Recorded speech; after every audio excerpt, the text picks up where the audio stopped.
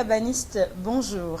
Nous vous retrouvons après une courte absence avec le même plaisir renouvelé. Conscient que l'information, ne prendrait pas de vacances, c'est avec bonheur que nous nous réinstallons pour la partager en votre compagnie.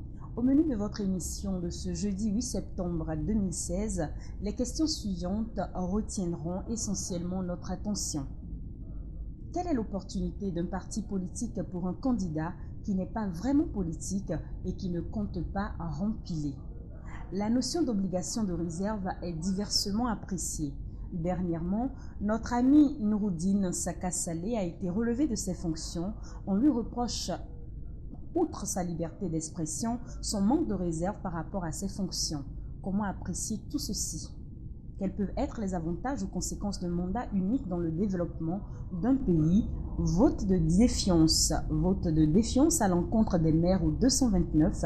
Comment expliquer cette vague de destitution? Insécurité et panier de la ménagère qui peinent toujours à amorcer un changement qualitatif. À quoi cela s'explique? Eh bien, nous en parlerons également. Débâcle des écureuils face aux aigles du Mali.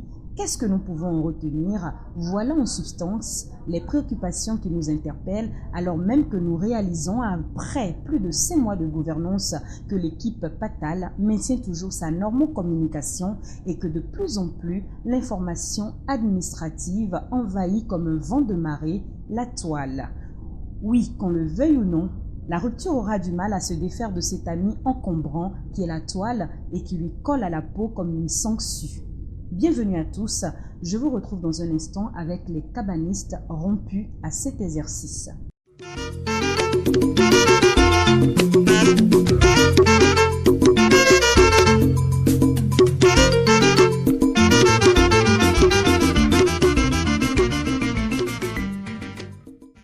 Chers cabanistes, bonjour. Bonjour, Wafa. J'ai le plaisir de constater que notre plateau évolue avec de nouveaux visages. Nous ont rejoint donc Maître Oula Alain. C'est un plaisir de vous avoir avec nous. Plaisir très partagé. Merci. Pour moi ou pour eux? Pour nous tous.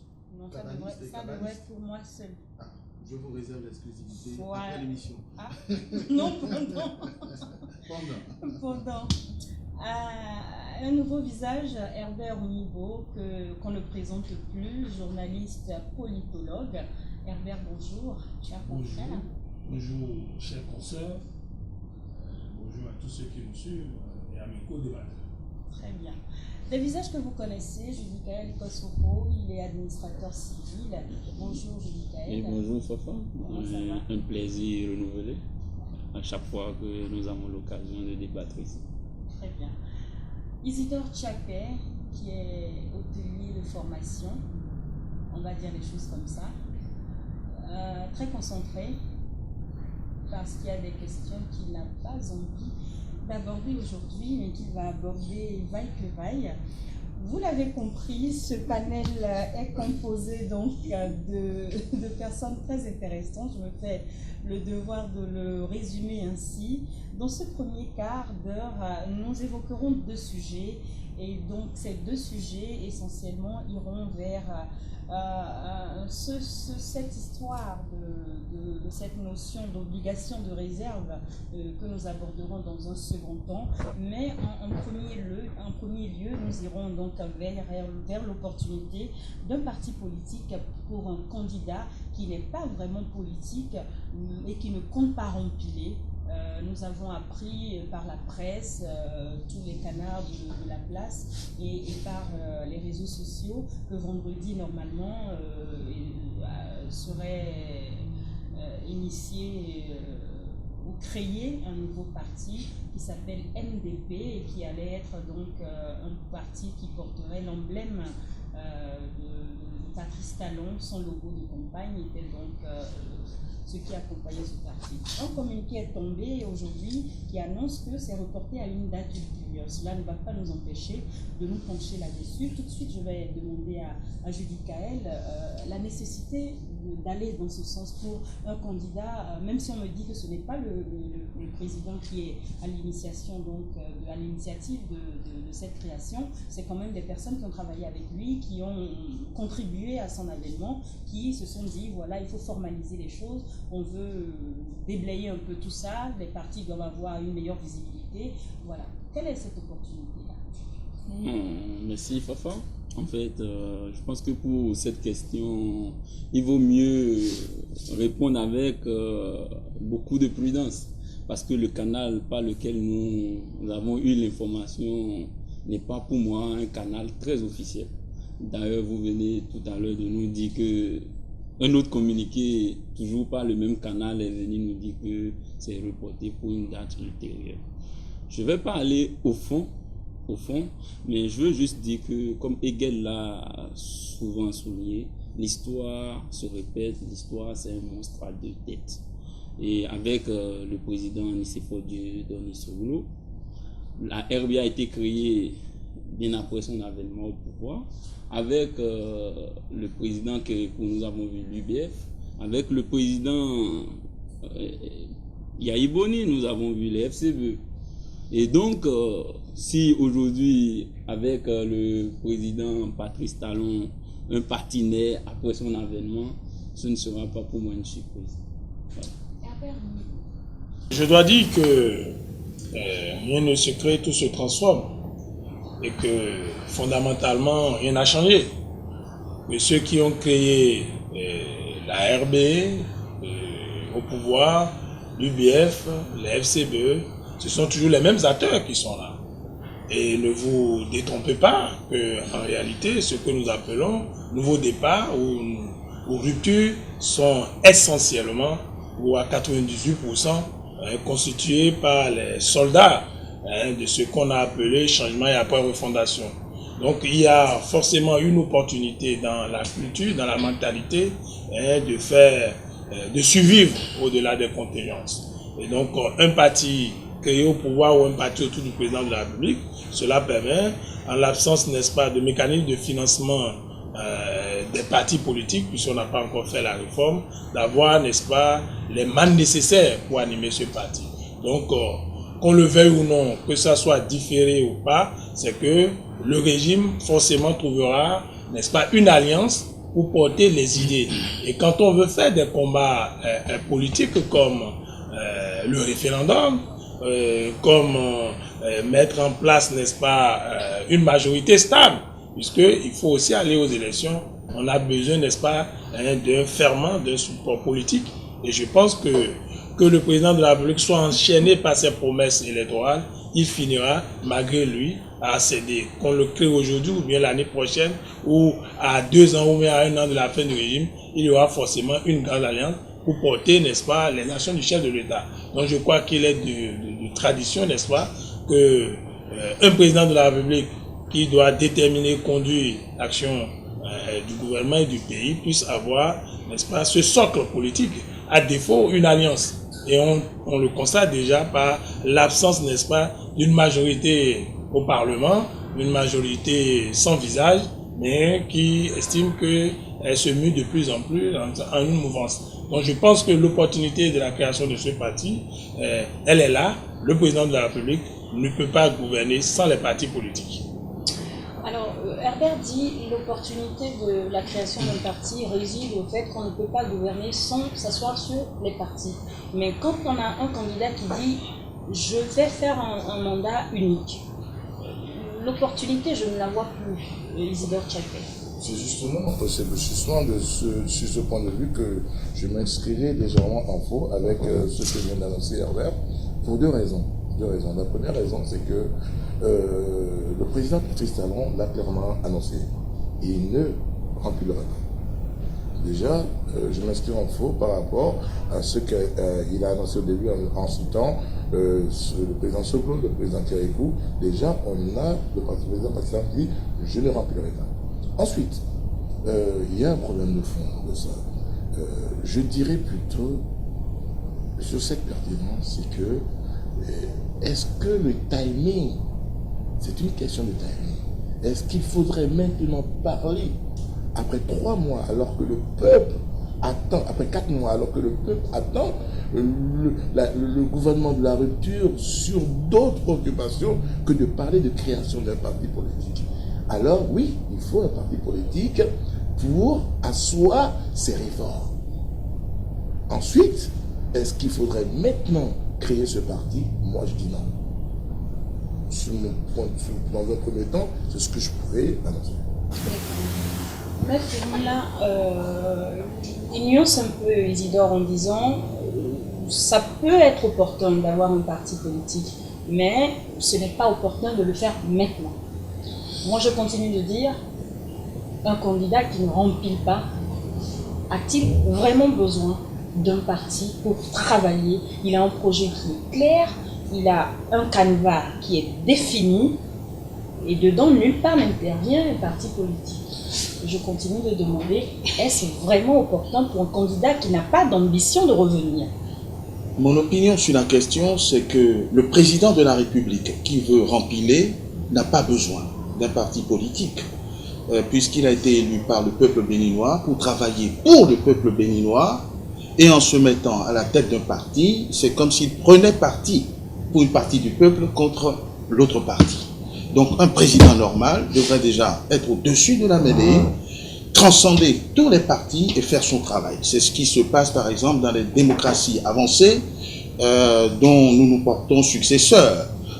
Le candidat est à la tête d'un parti, une fois qu'il devient président, il se détache du parti et le reste se fait par les organes de ce parti. Bien sûr, en coulisses, il a ses préférences.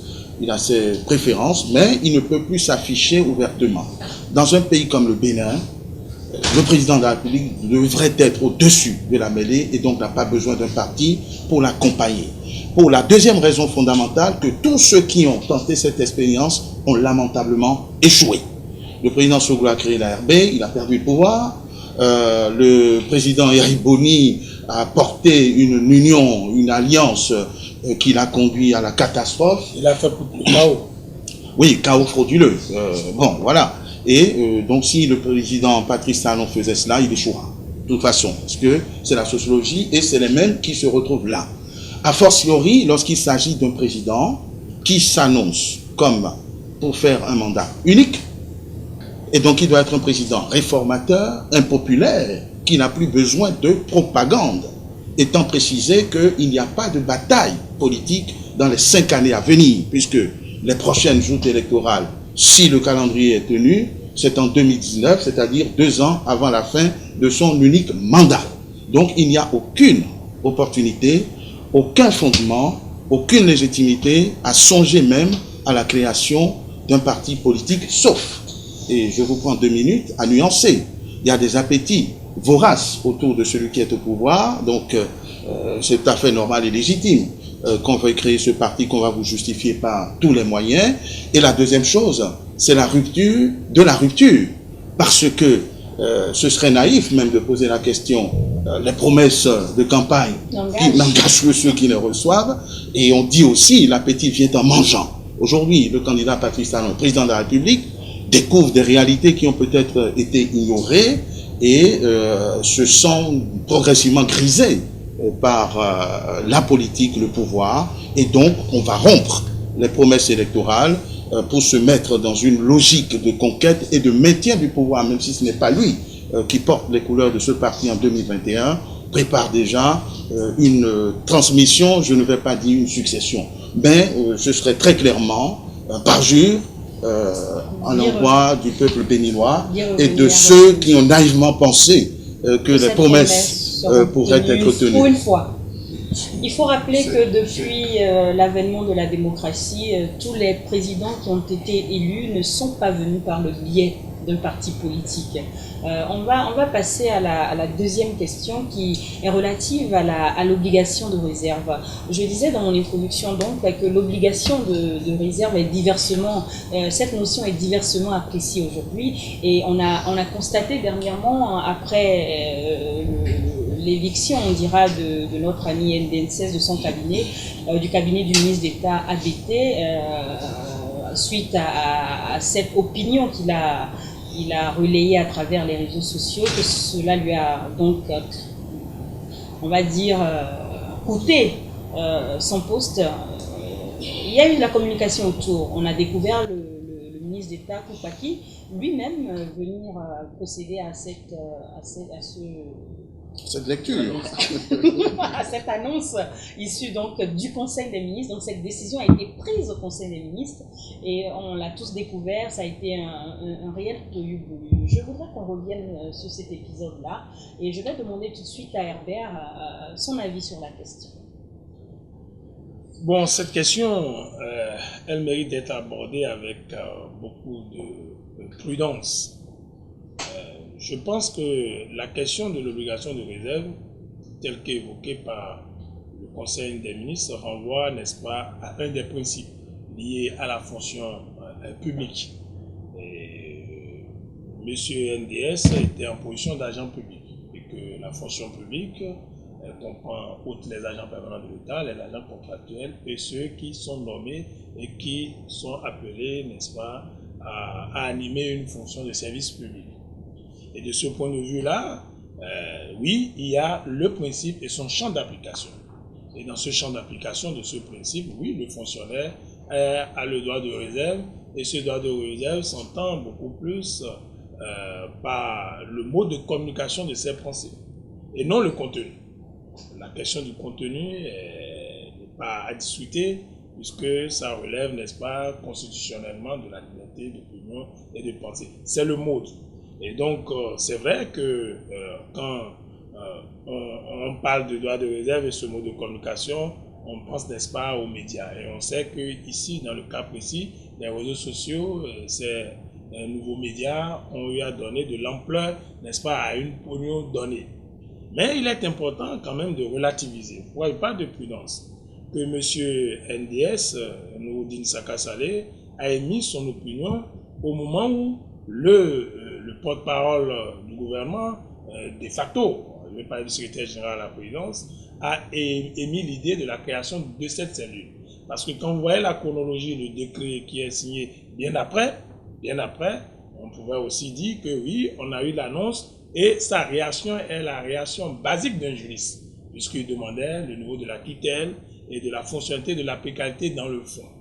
Donc, on peut, je pense que si on veut rester dans le droit de la fonction publique, on aurait pu demander dans l'échelle des sanctions si le relevé en Conseil des ministres était nécessaire. Puisque le gouvernement n'était pas tenu d'expliquer pourquoi il a relevé NDS, sûr, on peut nommer un autre conseiller à sa place sans que le gouvernement ait la possibilité de s'expliquer. Et n'oubliez pas que ce Conseil des ministres a été présidé par le patron de l'administration, qui est le chef de l'État, puisque c'est lui qui dispose de l'administration. Donc on aurait pu, si tant est que cela devait être pédagogique, parce qu'on sent très bien que le gouvernement vise quelque chose de politique, et donc cela, on peut demander à son ministre de tutelle de commencer par une demande d'explication, et comme on a un administrateur, celui va vous dire que toute sanction commence par une demande d'explication. Oui, c'est une question à laquelle j'attache beaucoup de prix. Je pense que même avant nous, Bien Saka Saleh et moi, de ma position d'observateur, j'ai aussi émis quelques critiques par rapport au décret. Et là, la question ici posée, c'est celle de savoir si le gouvernement a tort ou a raison de prendre une pareille décision, celle de lever notre ami, notre compatriote Nouroudine Saka Saleh de ses fonctions. En fait, comme l'a dit Herbert tout à l'heure, il y a un principe. Quand tu assures une fonction de service public, il y a pas mal de principes que tu es obligé de respecter. Donc, ici, c'est l'obligation de réserve. Quel que soit le contenu, un cadre à la fonction que Nouroudine Saka Saleh se doit de respecter l'obligation de réserve. Et l'obligation de réserve ici n'est pas une limite à la liberté d'expression. C'est d'ailleurs pourquoi, en matière de sanctions, on ne regarde pas le contenu, mais plutôt généralement le canal utilisé. En la matière, le principe est clair. La sanction, elle est prise au cas par cas. Ça veut dire qu'on laisse une liberté aux autorités hiérarchiques supérieures de prendre la sanction qu'il faut prendre. Et quand on connaît le patron, le chef de l'État, qui a fait une campagne, non pas sur les grands chantiers d'infrastructure, mais sur la réforme administrative, on peut comprendre aisément qu'il reste très attaché aux questions liées à l'administration. Le temps est, Voilà. est parti, on va aller vers Maître Orunla. Merci. Tout le monde en parle, mais personne ne le définit. L'obligation de réserve ou le devoir de réserve. Qu'est-ce que c'est? C'est la modération qu'il faut avoir dans l'appréciation des choses. Ce n'est pas le devoir de silence. Et l'obligation et le devoir de réserve sont des notions de droit de la fonction publique et aux assimilés. Et qui apprécie la violation de cette obligation de réserve? L'autorité hiérarchique supérieure ou les tribunaux? C'est une notion vaseuse et relative comme l'ordre public, qui peut être interprétée à géométrie variable. Donc, c'est une notion qui arbitrairement échappe au champ du droit et se sanctionne par l'autorité qui s'estime offensée.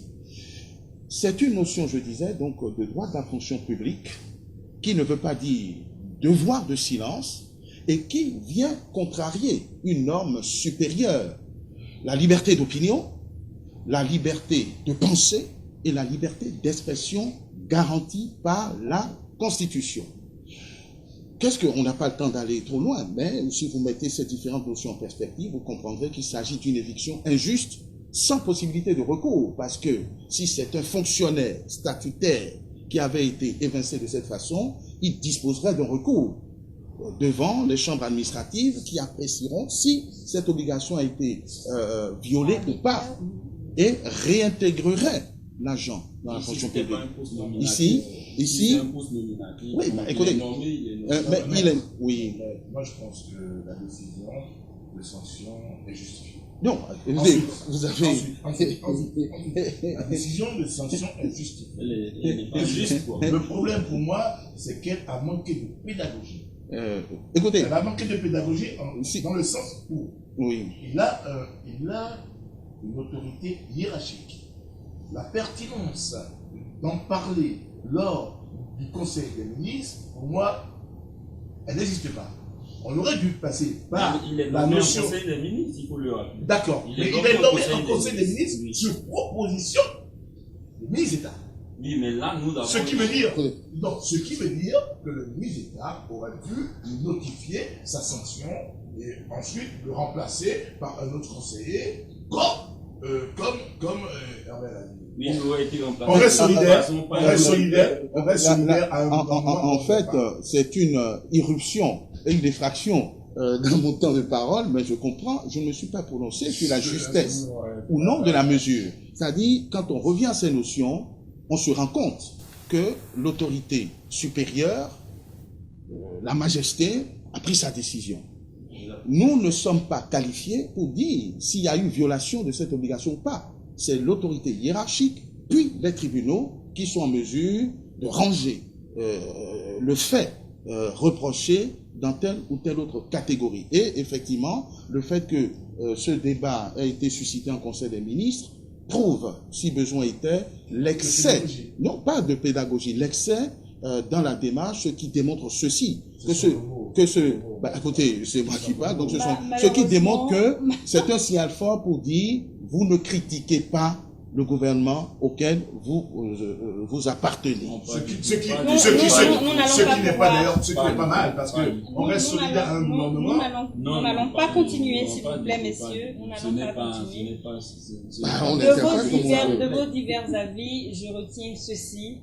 Ce qu'on retient, c'est que le message envoyé peut être traduit comme un message qui veut bâillonner les individualités. C'est une belle conclusion. C'est une belle conclusion.